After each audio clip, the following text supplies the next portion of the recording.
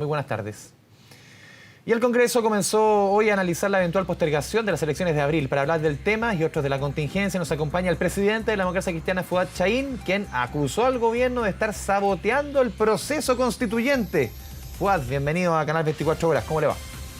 Muy bien, Andrés. ¿Y tú cómo estás? Bien, bien. Sus audios dejaron harta estela, harto comentario. A ver, esto de debemos salir a golpear con todo el gobierno, este tema del sabotaje. ¿Cómo analiza esas estrategias, Fuad?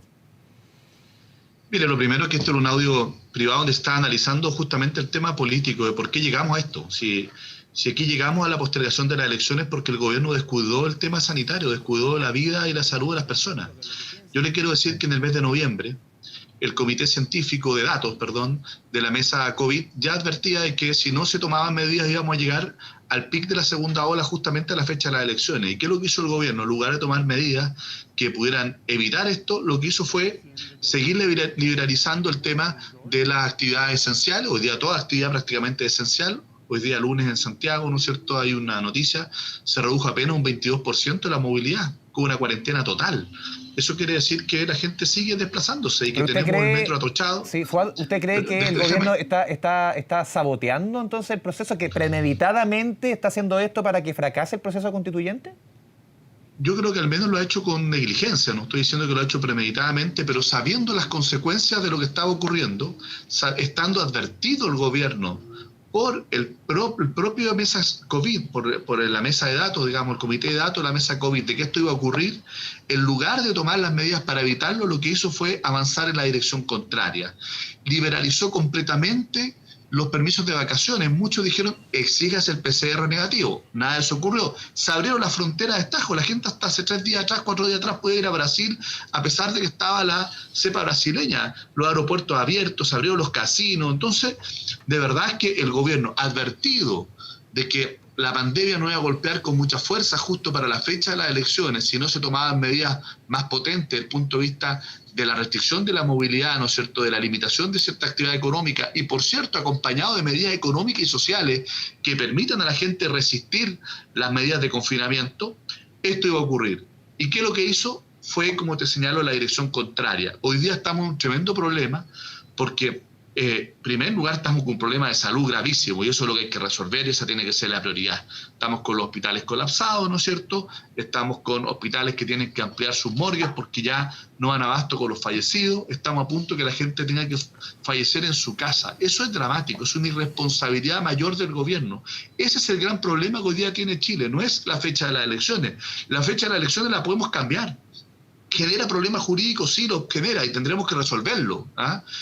Pero si esto no va acompañado de un cambio de la estrategia sanitaria, si esto no va acompañado de medidas de confinamiento efectivas, si esto no va acompañado de realmente tener como actividades esenciales las que son esenciales y no otras disfrazadas de esenciales, si esto no va acompañado de medidas económicas para que la gente pueda cumplir las cuarentenas, renta básica universal, el gobierno sigue con, mire, para algunos sí que no sé cuántos días de cuarentena, si bajó no sé qué porcentaje su remuneración, si gana entre tanto y tanto, eso no sirve. Eso no sirve, deja mucha gente fuera y esa gente que si no trabaja, no come, tiene que salir a trabajar igual. Renta básica universal o tercer retiro, algo que le llegue a la gente en definitiva, porque o si no, vamos a seguir teniendo cuarentenas de papel y vamos a seguir teniendo una estrategia sanitaria fracasada, donde además no hay testeo, no hay trazabilidad, no hay confinamiento efectivo en residencias sanitarias. Y eso no lo digo yo, lo dijo la mesa COVID el día sábado, cuando recomienda cambiar la fecha de las elecciones. Dice que para que esto tenga sentido, tiene que ir acompañado de todas estas medidas a las cuales el gobierno se ha resistido permanentemente. ¿Es todo responsabilidad del gobierno al final? Porque uno, no sé, la conversación hace un mes era distinta a la de hoy día, Fuad, o sea, en el sentido de se ponía como positivo el tema de las vacunas, el tema, por ejemplo, la cantidad de camas que hay en nuestro país, elementos que se han ido destacando. ¿Es todo responsabilidad del gobierno lo que está sucediendo? También no hay responsabilidad de la misma ciudadanía, el autocuidado, porque vemos lo que está sucediendo y esto no es defensa de la autoridad ni de la moneda. Estamos viendo lo que está pasando en Alemania, en Francia, en España, ni hablar lo que pasa en Brasil, ni hablar lo que pasa en México, en Argentina. Hoy día prácticamente no hay país modelo para enfrentar esta situación.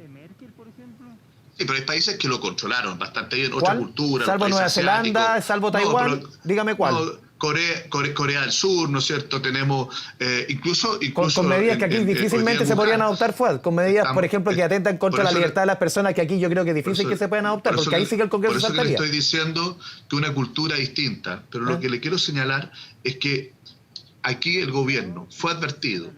Aquí el gobierno se ha resistido a tomar medidas económicas universales, lo que se han hecho todos los países europeos.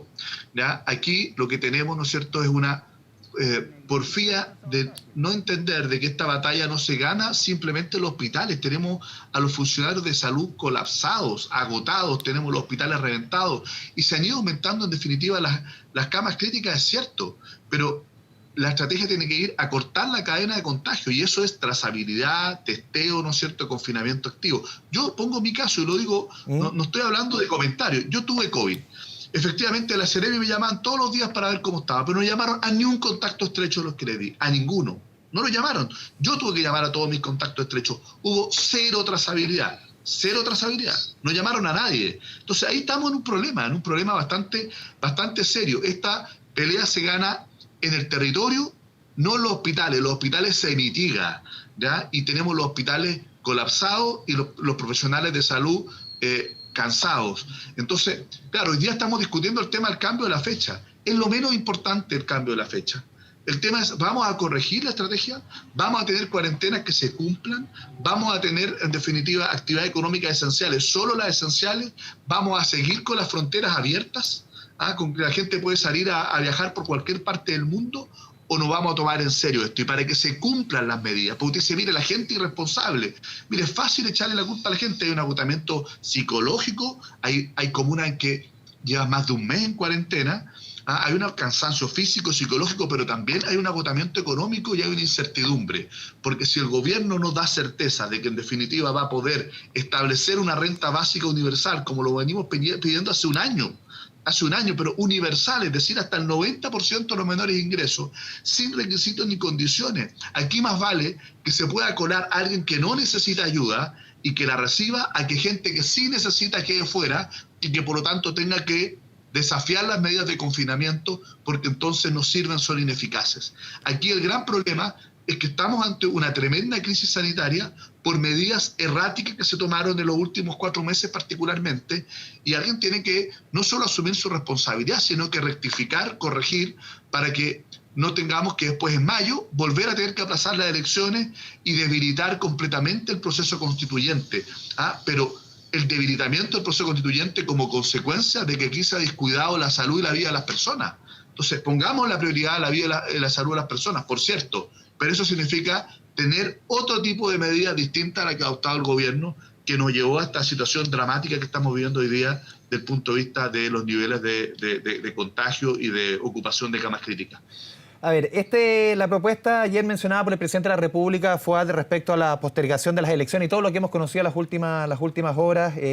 ¿Ustedes van a condicionar justamente esto, el ingreso básico universal de aquí, por lo menos hasta el mes de junio? ¿Esa medida van a condicionar el apoyo a la postergación del proceso constituyente a la fecha? Mire, más que condición, es para que esto tenga sentido. Y no lo decimos nosotros. Lea usted el acuerdo de la mesa COVID del día sábado. La mesa COVID del día sábado, cuando recomienda cambiar la fecha de las elecciones, dice que esto no sirve de nada si no va acompañado de estas otras medidas. Entonces, lo que a mí me parece que es incomprensible que el gobierno toma una sola parte del acuerdo de la mesa COVID y dice, bueno, vamos a cambiar la fecha de las elecciones, y la otra parte de ese acuerdo unánime que dice esto tiene que ir acompañado de un cambio en la estrategia sanitaria y tiene que ir acompañado de medidas económicas y sociales, porque si no, no va a tener ningún efecto sanitario. Eso lo dice la mesa COVID, eso no lo toma. Entonces, si vamos a tomar este acuerdo, tomémoslo completo. Y esa es nuestra propuesta para tener un plan. Que el ministro Belolio, Juan, dijo que era un chantaje inaceptable esto de condicionar obviamente la ayuda a la postergación de las elecciones. Un chantaje inaceptable, dijo el ministro Belolio. No, pero si lo que es inaceptable, primero no es un chantaje. Segundo, lo que es inaceptable es que el gobierno desoiga lo que propone la propia mesa COVID, si no lo propusimos nosotros, si es la mesa COVID la que dice, mire, estamos en una situación dramática, recomendamos unánimemente cambiar las elecciones, pero esto no va a tener ningún efecto, si no ocurren estas otras medidas. Y lo que nosotros estamos pidiendo es que se incorporé las medidas que propone la propia mesa COVID. Dentro de ellos, el apoyo económico y social a través de una renta de emergencia, que es la medida universal, que es la medida más directa, que llega a la vena de todas las personas, sin letra chica, sin esa focalización, ¿no es cierto?, que hace que muchas personas que necesitan apoyo queden fuera. Yo creo que aquí, si queremos realmente enmendar la situación en la que estamos, si queremos abordar esta crisis en serio, bueno, hagámosla de manera mucho más global, de manera mucho más omnicomprensiva y no solo tomando una variable. Mire, si está comprobado que es más seguro votar que ir a comprar un supermercado. Bueno, no es posible realizar las elecciones, lo asumimos, no es posible, no se va a porfiar en eso, pero lo que estamos pidiendo es que realmente abordemos las decisiones de fondo, sanitarias y económicas, que nos permitan sortear esto, no para que se realicen las elecciones en esta fecha o en otra, no, para que podamos realmente darle seguridad a nuestra población, para que realmente podamos descongestionar los hospitales, para que realmente podamos, ¿no es cierto?, darle un alivio a nuestro personal de salud. Eso es lo que hoy día nos preocupa y eso es lo que el gobierno no quiere entender, no quiere entender. Entonces, cuando nosotros tomamos las recomendaciones técnicas para poder complementar esta decisión política, el gobierno dice que es un chantaje. Eso me parece inaceptable. Juan, lo quiero cambiar completamente de tema, un tema que usted conoce bien. Su familia fue afectada hace algún tiempo por ataques incendiarios allá en la región de la Araucanía. La situación que vivió nuestro equipo, nuestros compañeros de labores en la región del Biobío, en la zona de Tirúa, de Cañete. ¿Cómo ve usted lo que ha sucedido en las últimas horas, lo que está sucediendo al final en la zona macro sur, la macrozona sur, las medidas que ha tomado el gobierno? Al final parece una zona en que prácticamente, de acuerdo a las informaciones que hemos ido teniendo, en algunos lugares, por ejemplo, la ruta Cañete-Tirúa, ahí no hay control de la autoridad. Bueno, efectivamente, lo primero es solidarizar completamente, no solo con el canal, sino que particularmente, ¿no es cierto?, con Esteban y también con Iván. Esteban, que lamentablemente tocó la parte más dura, más difícil, solidarizamos con él, con su familia, y también con Iván Núñez. Y la verdad es que este es un riesgo que se corre permanentemente en la zona. Y yo creo que aquí yo diría que el gobierno y los gobiernos, no solo este gobierno, no han querido realmente enfrentar este tema con la gravedad y la profundidad que tiene. Más bien lo que vemos son anuncios reactivos cuando ocurre un hecho de esta naturaleza, anuncios muchas veces improvisados, que luego ni siquiera tienen continuidad, que no tienen ningún efecto en la práctica y que hasta que ocurre otro hecho de similar naturaleza, entonces vuelve a poner este tema en la agenda pública. Y esto creo que no va más. Aquí hay un abandono, literalmente un abandono del Estado.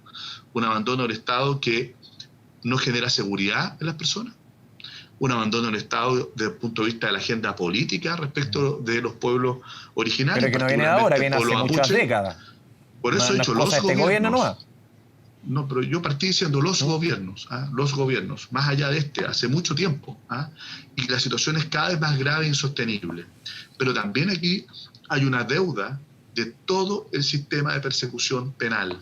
No es posible que aquí estemos sistemáticamente viendo delitos gravísimos, ¿ya?, que quedan en la impunidad, con los mismos modos operandi o similares, más o menos en las mismas áreas, y la verdad es que es bastante incomprensible que ni la policía ni el Ministerio Público pueda determinar quiénes están detrás de estos ataques. Si no cortamos el círculo de la impunidad, si en definitiva hay grupos que sienten que pueden hacer lo que quieran, ¿no es cierto?, amenazar, amedrentar, disparar, quemar, y que actúan con la más absoluta impunidad, ¿no es cierto?, entonces aquí empieza a establecerse el hecho de que aquí no hay Estado de Derecho, de que aquí hay una ausencia completa del Estado, de que hay una especie de anarquía, y eso hace imposible realmente el abordar el tema político de fondo de la tensión que hoy día existe en nuestra región sobre la base del diálogo democrático. Entonces, yo diría, si no resolvemos esto, si no cortamos el círculo de impunidad, si no se restablece el Estado de Derecho sobre la base de investigar, saber quiénes están detrás realmente, cuáles son sus motivaciones, poder dar con los responsables que enfrenten la justicia, que tengan sanciones penales, bueno, eso va a ser imposible que, por otro lado, la necesaria agenda política, los temas de fondo que afectan a nuestra región, pueda avanzar adecuadamente. Fuad Chahín, presidente de la ADC, le agradecemos este espacio, esta conversación con Canal 24 Horas. Muy buenas tardes. Muchas gracias, que esté Chao, muy chao. bien.